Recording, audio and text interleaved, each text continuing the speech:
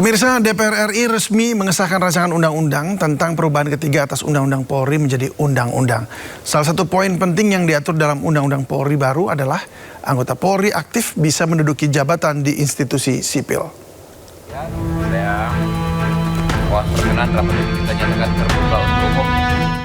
Pemerintah dan DPR RI menyepakati bahwa anggota Polri aktif tetap dapat menduduki jabatan di luar institusi kepolisian. Selain jabatan yang berkaitan langsung dengan fungsi kepolisian, anggota Polri juga ditempatkan di kementerian atau lembaga atau permintaan instansi terkait. Selain itu, substansi penting yang disepakati dalam revisi Undang-Undang Polri adalah perubahan batas usia pensiun anggota kepolisian. Dalam aturan baru, Tamtama dan Bintara memiliki batas usia pensiun paling tinggi 59 tahun. Sementara perwira pertama, perwira menengah, dan perwira tinggi memiliki batas usia pensiun paling tinggi 60 tahun. Adapun bagi perwira tinggi, bintang 4, usia pensiun ditetapkan paling tinggi 60 tahun dan dapat diperpanjang selama 1 tahun, sesuai kebutuhan yang ditetapkan berdasarkan kebutuhan Presiden. Sementara dalam aturan sebelumnya, seluruh anggota Polri memiliki batas usia pensiun paling tinggi 58 tahun tanpa membedakan jenjang kepangkatan. Yang berikut itu adalah mengenai penugasan Polri di luar struktur yang kita akan kembalikan kepada apa yang dibunyikan dalam Undang-Undang Dasar 1945 pasal 30 ayat 4 bahwa memang tugas Polri itu ada 3. Yang pertama adalah Harkamtipmas, jadi pemeliharaan ketertiban masyarakat. Yang kedua adalah perlindungan dan pelayanan terhadap masyarakat, dan yang ketiga adalah penegakan hukum. Itu yang kemudian kita rincikan pada bidang-bidang itu yang bisa sekali lagi dapat ditempatkan anggota Polri di situ. Ingin bahwa Polri ke depan betul-betul menjadi institusi yang bisa memenuhi apa yang diharapkan masyarakat. Tadi dijelaskan ada 7 isu krusial.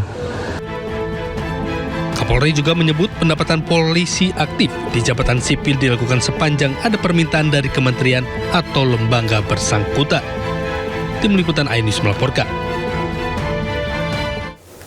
Hakim Pengadilan Militer Jakarta menjatuhkan hukuman 1,5 tahun hingga 3 tahun penjara kepada 4 terdakwa kasus penyiraman air keras ke aktivis Kontras Andri Yunus. Selain itu, 2 terdakwa penyiram air keras juga dipecat dari TNI. Dalam sidang vonis yang digelar di Pengadilan Militer 208 Jakarta pagi tadi, hakim menyatakan 4 tentara yang menjadi terdakwa bersalah melakukan penyiraman air keras ke Andri Yunus. Atas perbuatannya terdakwa 1 Sersan 2 Edi Sudarko dihukum penjara 3 tahun dan terdakwa 2 Letnan 1 Budi Haryanto Widi dihukum penjara 2,5 tahun. Selain itu, hakim juga menjatuhkan hukuman tambahan kepada Edi dan Budi berupa pemecatan dari dinas militer. Terdakwa 3 Kapten Nandala Dwi Prasetyo divonis 2 tahun penjara dan terdakwa 4 Letnan 1 Samilaka divonis 1,5 tahun penjara. Bersalah melakukan tindak pidana terbukti secara sah dan meyakinkan bersalah melakukan tindak pidana sebagaimana dakwaan lebih subsidiar, turut serta melakukan penganiayaan yang mengakibatkan luka berat dengan rencana terlebih dahulu.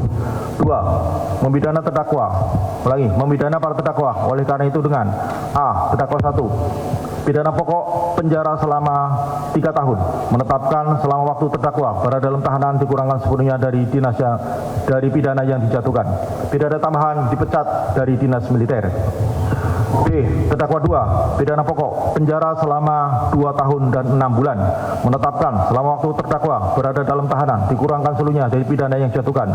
Pidana tambahan dipecat dari dinas militer. C. Terdakwa 3, pidana penjara selama 2 tahun, menetapkan selama waktu terdakwa berada dalam tahanan dikurangkan seluruhnya dari pidana yang dijatuhkan. D. Terdakwa 4, pidana penjara selama 1 tahun dan 6 bulan, menetapkan selama waktu terdakwa berada dalam tahanan dikurangkan seluruhnya dari pidana yang dijatuhkan. Pertamax naik, kenaikan harga Pertamax mencapai hampir Rp4.000. Kini dijual seharga Rp16.250 per liter. Informasinya akan hadir usai jeda berikut ini.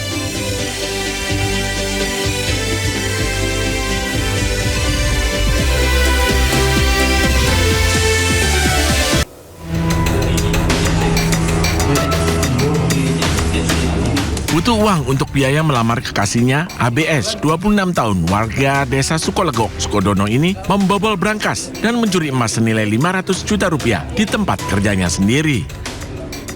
Pelaku karyawan bagian teknisi melakukan aksinya saat jam pulang kerja. Dari hasil pemeriksaan polisi, diketahui pelaku masuk ke dalam ruang pribadi pemilik perusahaan dengan cara menjebol plafon, kemudian membobol brankas emas. Sejumlah emas batangan dan perhiasan senilai 500 juta rupiah dibawa kabur pelaku. Untuk mengelabui petugas dan korban, pasca kejadian, pelaku tetap masuk kerja seolah-olah tidak tahu terkait kasus pencurian emas di dalam brankas. Ada antam, ada cincin, ada gelang. Adapun total kerugian daripada korban adalah kurang lebih 500 juta rupiah. Pada saat kejadian, posisi pemilik rumah tidak ada, yang ada adalah hanya 2 orang karyawan yang saat itu ada di rumah maupun di tempat usaha milik korban. Saat ini, pelaku ditahan di dalam sel di Polresta Sidoarjo. Sementara barang bukti uang tunai 17 juta rupiah, sisa hasil kejahatan, serta sejumlah perhiasan emas yang belum sempat dijual diamankan petugas. Dari Sidoarjo, Jawa Timur, Pramono Putra, iNews melaporkan.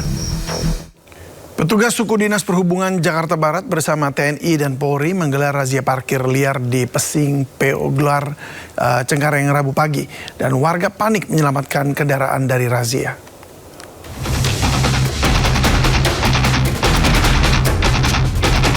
Warga Pesing Polgar Cengkareng Jakarta Barat panik saat melihat kedatangan petugas gabungan Suku Dinas Hubungan Darat bersama TNI Polri menggelar razia parkir liar. Sejumlah warga tergesa-gesa menyelamatkan sepeda motornya agar tak terjaring razia. Bukan hanya menyasar sepeda motor, kendaraan truk muatan barang dan mobil pribadi yang terlihat parkir liar di bahu jalan tidak luput dari razia ini. Kendaraan yang tak ada pemiliknya langsung digerebek paksa petugas. Menurut warga, lokasi ini tak pernah macet meski ada kendaraan yang parkir di bahu jalan.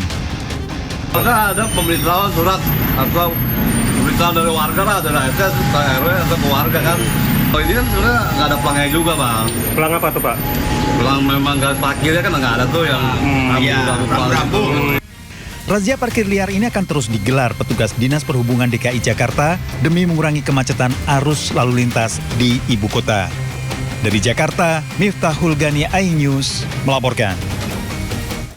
Sementara itu pemirsa, walau sudah terkena razia parkir liar sehari sebelumnya, namun jukir parkir liar dan juga pemotor di kawasan dekat RSCM tidak kapok-kapok juga. Ya, kawasan dekat dengan Rumah Sakit Cipto Mangunkusumo yang seharusnya bebas hambatan sebagai akses keluar masuk rumah sakit masih dipenuhi dengan motor yang parkir di pinggir jalan, dan juru parkir liar pun masih terus beroperasi. Ya, parkir liar juga memenuhi jalan depan unit gawat darurat Rumah Sakit Islam Cempaka Putih, Jakarta Pusat. Motor-motor terparkir di bibir jalan dan membuat sempit akses keluar masuk rumah sakit. Belum lagi kendaraan roda 3, roda 2, dan sepeda pedagang yang parkir di kawasan dilarang parkir yang menyulitkan akses pasien dan calon pasien.